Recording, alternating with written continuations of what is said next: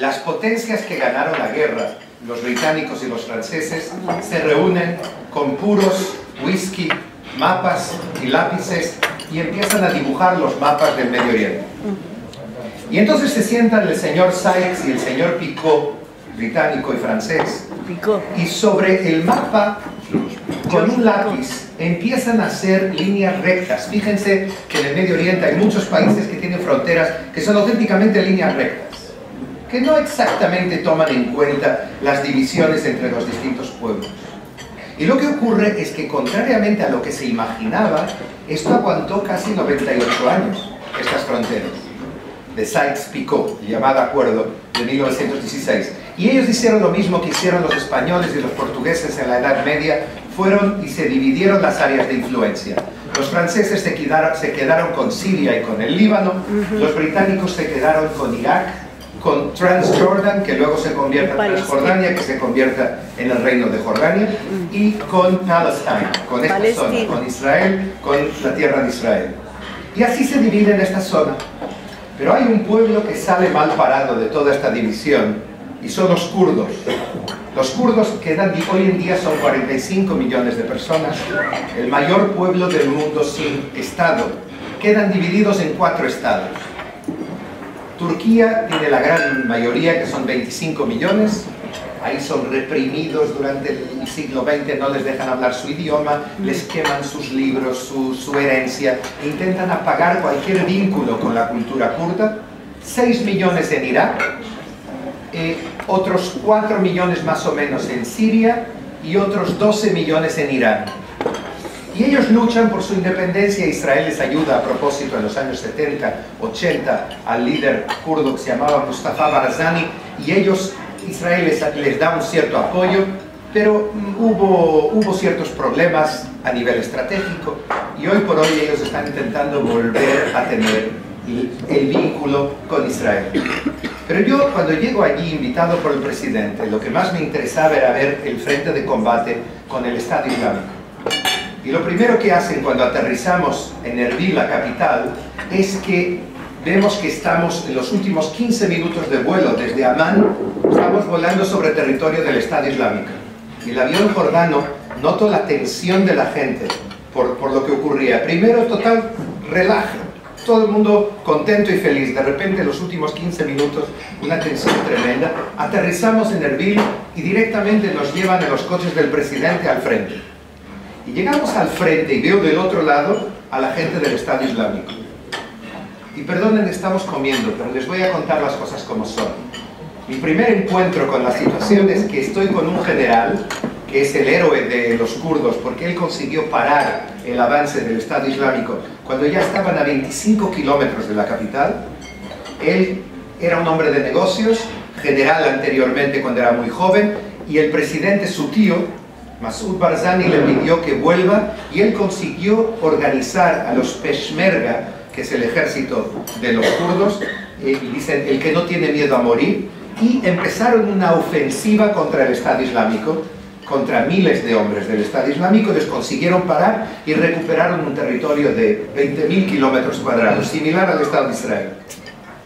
Este hombre se llama Sirwan Barzani, me recibe, está charlando conmigo, y de repente llega uno de sus ayudantes y dice: acabamos de capturar 5 hombres del Estado Islámico que estaban en una casa en una de las aldeas aquí a 3 kilómetros que acabamos de ocupar. Matamos a 2 de ellos y 3 fueron capturados, y no se imagina, le dicen al general, lo que había en la casita esta. Una chica de 17 años desnuda. O sea, ellos se vinieron al frente con una chica, con una esclava sexual, que no sé si era cristiana o yazidi, de la minoría yazidi, pero así combaten, y así van. Ellos llevaron a la chica, ahora los alemanes están llevando miles de mujeres que sufrieron abusos sexuales y les están intentando tratar situaciones verdaderamente dramáticas. Pero el general interrogó a los 3 tipos del Estado Islámico y luego los envió a Erbil, a los servicios secretos, a la cárcel allí, para ver qué es lo que ocurría. Pero es increíble que ellos encuentran ahí en el medio extranjeros, europeos, americanos, gente que viene de Tunisia, de Egipto, que se unen al Estado Islámico, a veces familias al completo. cruzan la frontera de Turquía, entran en Siria y se van con la gente del Estado Islámico. Claro que el general me intentaba explicar el porqué, pero obviamente nadie es capaz de explicar bien los motivos reales. Pero lo que les puedo contar es que vi allí que ese es en el fondo el primer frente del mundo occidental hoy por hoy frente a la locura de ISIS y del Estado Islámico. Y que yo creo que este grupo, me preguntarán, ya me lo han preguntado ahora, si creo que realmente se puede vencer este grupo. Y es lo que yo intenté entender estos 5 días. Yo creo que militarmente se puede vencer a este grupo. Lo que ocurre es que Occidente aún no decidió qué va a hacer con el territorio que ellos ocupan. Y es un territorio enorme. Estamos hablando de 1/3 de Siria y de 1/3 de Irak, similar al territorio de Inglaterra, lo que controla hoy por hoy el Estado Islámico, imponiendo un régimen del siglo VII. Las mujeres no pueden, nadie puede cantar, por ejemplo, es prohibido. El único cántico aceptado es el Corán. Las mujeres no pueden salir solas a la calle, incluso cubiertas. Tienen que salir con su marido, con su hermano o con quien sea. Un ladrón se le corta las manos. Una mujer que habla con un hombre extraño se la pida. Es la ley de la época de Mahoma del siglo VII, del principio del Islam, pero utilizando la tecnología del siglo XXI, las medias sociales, las armas del ejército iraquí que ellos han conseguido capturar. Y luego me enteré de algo muy interesante del que se habla muy poco en la media internacional.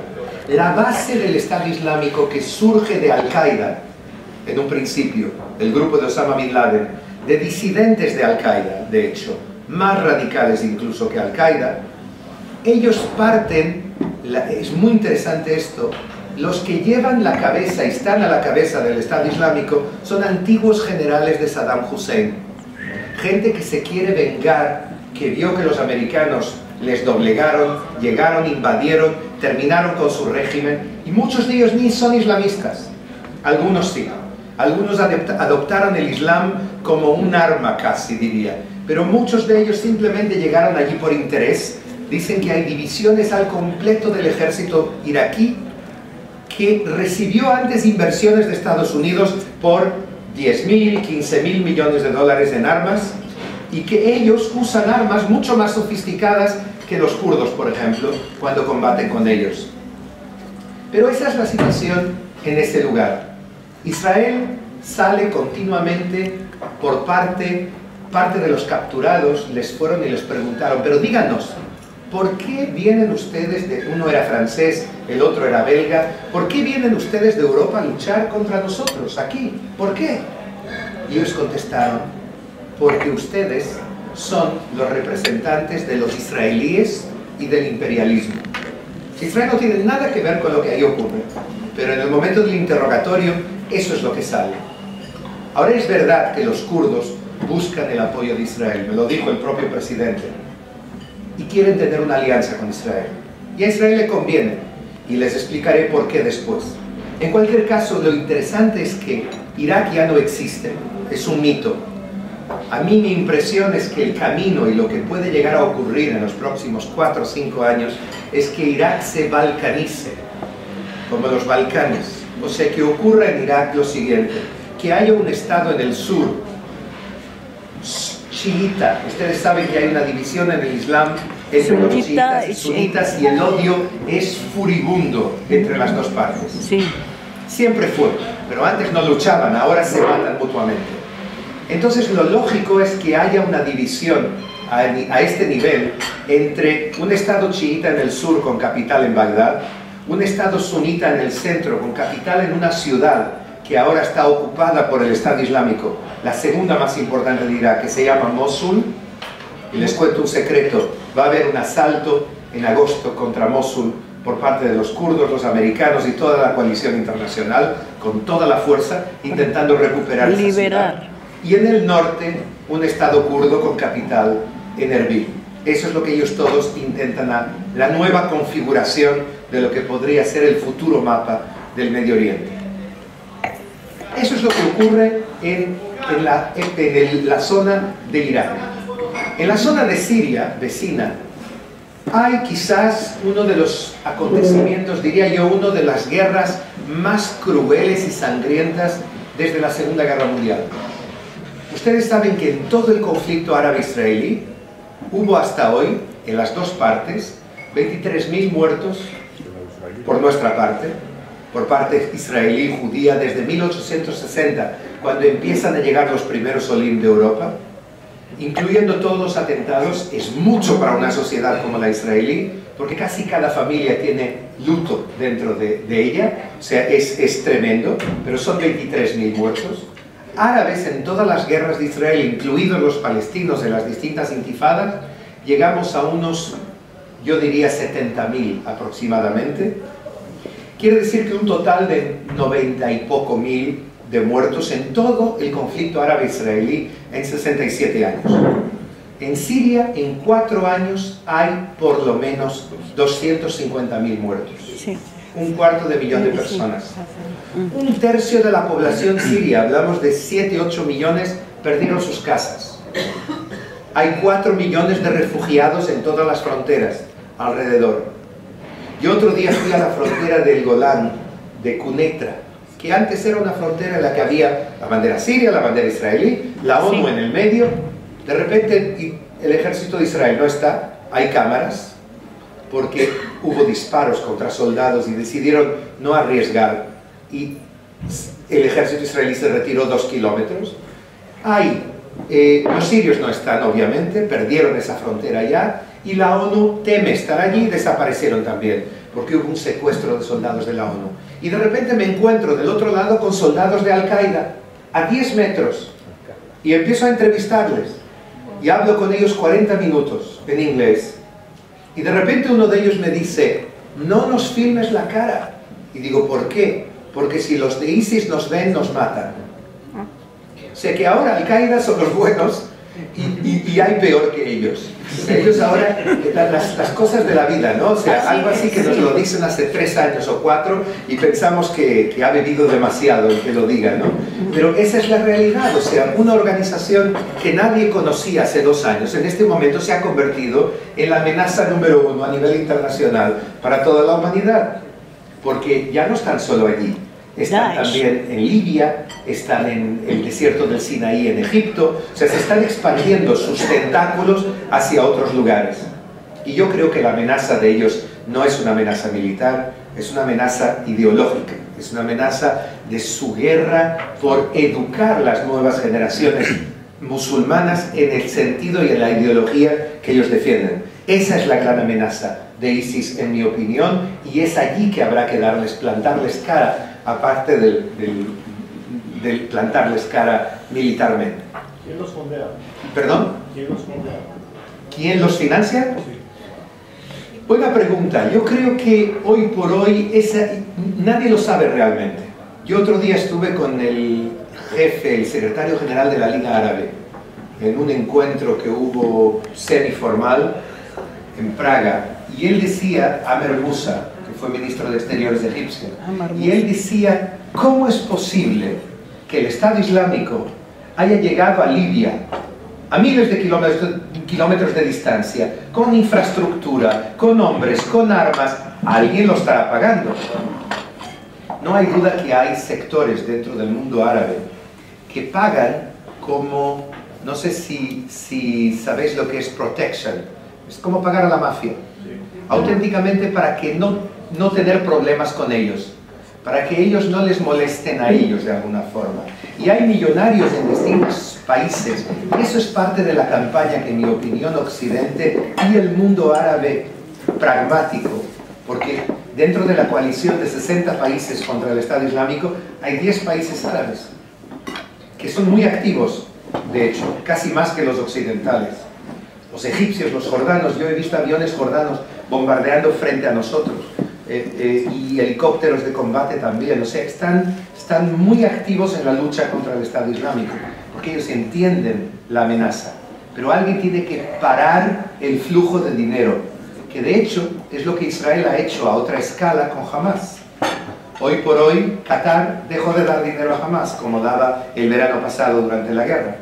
Sí. Qatar ha dado un paso atrás en ese tema, y desde luego el gobierno en este momento no financia jamás.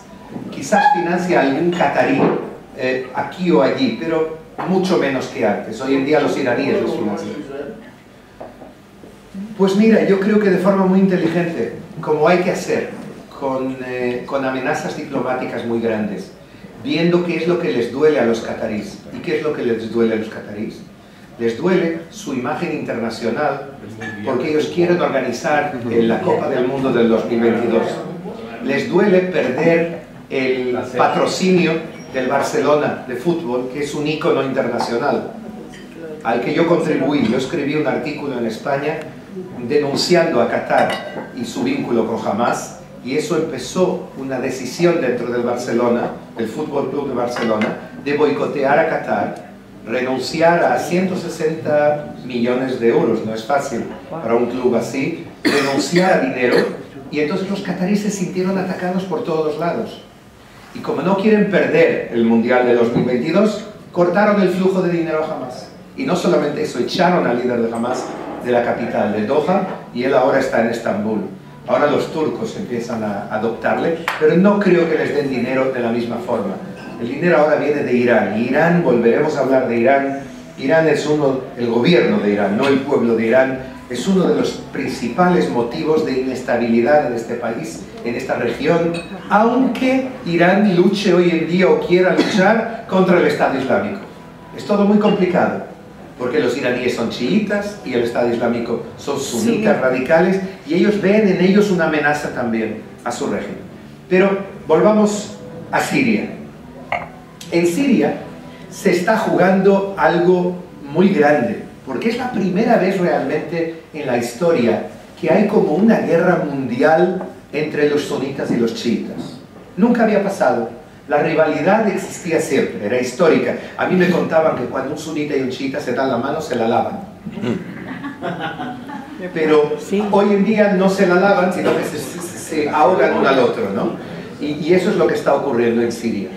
Pero allí se juega, Irán intenta salvar al presidente Assad. Irán está apoyada por su brazo en el Líbano, que es Hezbollah, y Hezbollah intenta en Siria realmente salvar el régimen de Assad, y la verdad es que en 4 años él ha aguantado, pero Siria se le ha encogido a 1/3. O sea, la Siria de Assad hoy en día es 1/3, otro tercio está en manos del Estado Islámico, sobre todo lugares en los que había petróleo. Y lo absurdo es que el Estado Islámico ahora vende el petróleo a Assad, el propio petróleo sirio, por precios mejores. Y no vende solo petróleo, vende cuerpos. Yo tengo un colega de aquí, americano, que había hecho aliyá a Israel, periodista, y que un día nos dijo que se quería ir a Siria a hacer reportajes, y de repente le vemos en YouTube, vestido de naranja. Fue el segundo que fue degollado. Y como no bastaba eso, cuando pasa eso, ¿qué hace el Estado Islámico? Llama por teléfono a la familia a Estados Unidos y les propone el cadáver por $1 millón degollado.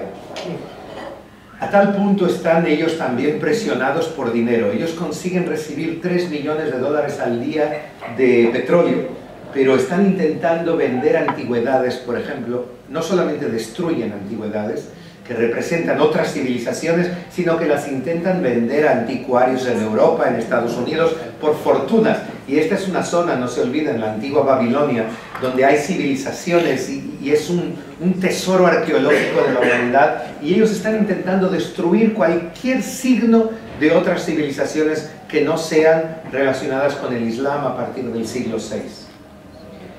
Pero, volviendo a Hezbollah, Hezbollah en el Líbano es una especie de ejército alternativo.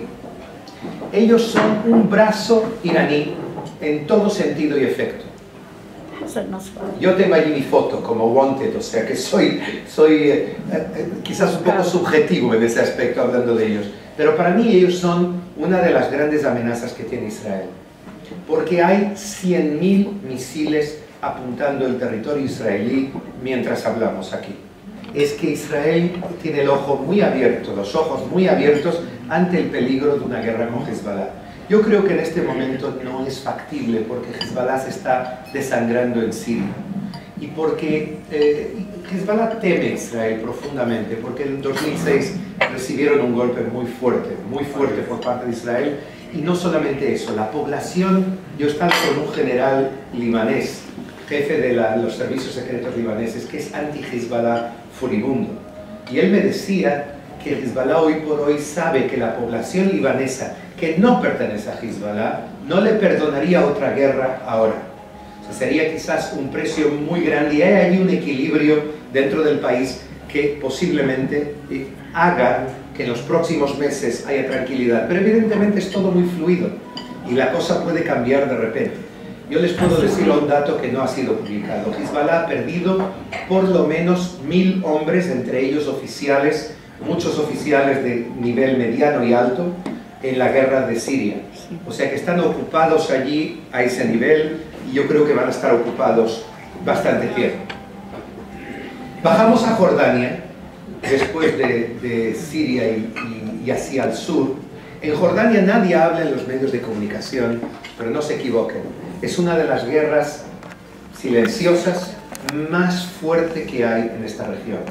El objetivo internacional, incluido el israelí, y el de Estados Unidos y de los europeos y de los egipcios también, es salvar el régimen del rey Abdallah, el régimen hachemita en Jordania. ¿Por qué?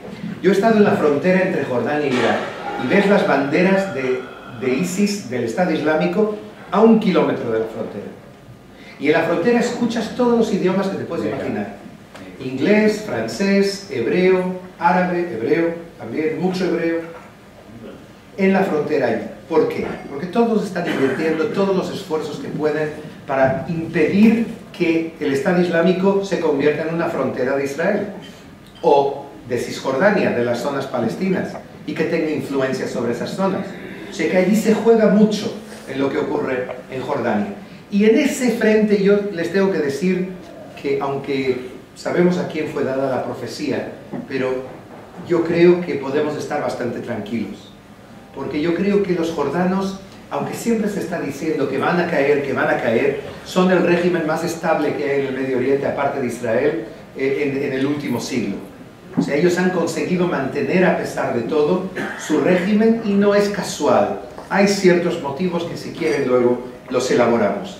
Pero Jordania es un factor importante, y otra cosa que les puedo decir, que tampoco se habla mucho, es que el primer ministro Netanyahu, cada 3 semanas, aquí muy cerquita, se sube al helicóptero y va al palacio en Amán. Eso no es publicado, está reunido con el rey y vuelve aquí cada 3 semanas, y eso no ocurría hace 3-4 años. Es el resultado de lo que está ocurriendo con el Estado Islámico. Hay como todo el mundo está cerrando filas de alguna forma, intentando superar cosas que antes parecían insuperables, porque hay una amenaza mucho más grande.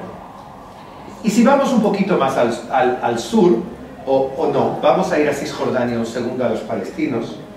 Los palestinos están en una situación particularmente difícil, porque están como en un impasse en este momento. Siguen existiendo 2 Palestinas. Aunque os digan que hay un gobierno de unidad, es una ficción.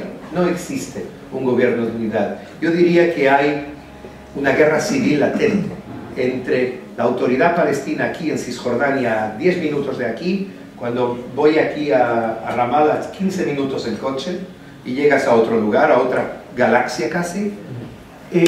Hay como una guerra entre los que están en Cisjordania y los que están en Gaza. Y no os equivoquéis. Israel golpea a Hamas de día, y de noche la policía palestina golpea a Hamas.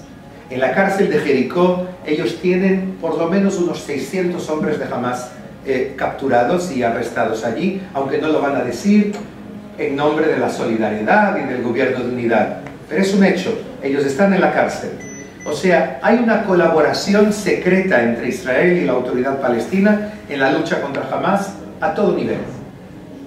Pero no es suficiente.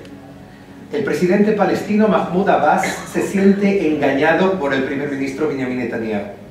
Él cree que Netanyahu no ha hecho nada por intentar llegar a una solución.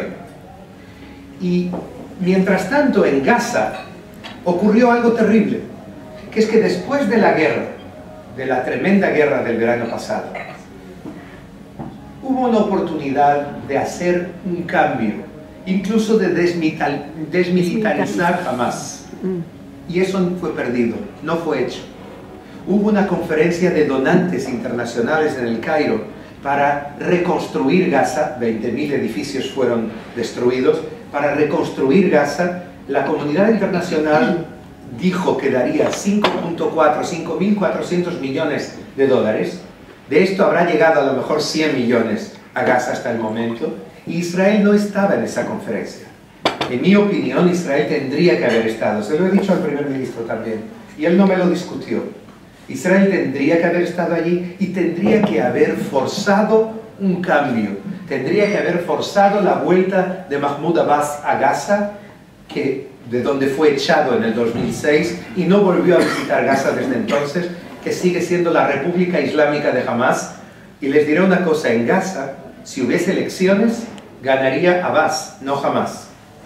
Hamas tiene minoría en Gaza hoy por hoy, porque la población está harta de los islamistas y del control que hay, sobre todo las mujeres. Y las mujeres son un factor de cambio en esta región y en todo el mundo, pero en esta región, desde luego, son parte del motor del cambio. Yo creo que son el agente más subversivo que hay en esta región. Y mucho del cambio que vamos a ver en la próxima generación en Irán, en otros países de la región, vendrán de la mujer. Pero el problema es que no hemos conseguido traducir. Muchas veces ocurre en Israel que ganamos militarmente y perdemos en el campo de la diplomacia pública y desde luego de la diplomacia en este sentido. Y esa es una pena lo que ocurrió. Pero yo no creo que los palestinos vayan a provocar una tercera intifada a corto plazo. Ellos saben que ellos tienen un altísimo precio a perder. Israel ganó la segunda intifada de forma absoluta y total. Logró desmantelar las infraestructuras terroristas en Cisjordania y en Gaza. Claro que ahora deben de estar preparándose también, pero yo creo que la clase media palestina tiene mucho a perder en caso de una tercera intifada y por lo tanto es improbable, aunque nunca se puede saber lo que puede llegar a ocurrir. En cualquier caso, les voy a decir algo que es totalmente subjetivo, me permites que dé mi opinión. Mi opinión es que israelíes y palestinos solos o con los americanos no pueden llegar a un acuerdo. La brecha es demasiado grande entre las dos partes. El odio es demasiado grande. Empiezan, yo les digo por experiencia, en negociaciones a solas con los palestinos, despiertan todos los fantasmas. Y es imposible. Entonces me preguntarán, ¿cuál es la solución? Ahora les diré lo que yo creo que habría que hacer. Y que creo que empieza a cundir dentro de la sociedad israelí, también dentro del mundo árabe. ¿Cuál es la solución? Me recuerdan si no se lo digo en un momento. Llego a Egipto. O sea, hoy por hoy continuamos con dos Palestinas. Curiosamente en Egipto, ¿se acuerdan ustedes los que me oyeron en México cuando estuve hace 2 años? Les conté que Egipto es los Estados Unidos del mundo árabe. Entonces les hablé de 85 millones de egipcios, ya son 90 en este momento. Y un 40% vive con menos de $2 al día. Y ellos son un cuarto del mundo árabe, que tiene 350 millones de personas, en todos los 23 países árabes. Y ellos dan el tono. Yo creo que cuando estuve allí, en México, estaba controlada por los hermanos musulmanes. Yo me acuerdo que creo que les conté que Shimon Peres, del que estoy escribiendo la biografía, aún estoy, pero vamos a acabar este año. Hace 2 años también. Sí, Pérez es un caso. Pero vamos a acabar este año, si Dios quiere. ¿Perdón? Hay mucho que contar, son 91 años. Pero él decía entonces, y yo no le creía, que los islamistas caerían si no daban de comer a la población. Que fue lo que yo les conté, creo, en la conferencia. Y fue exactamente lo que ocurrió.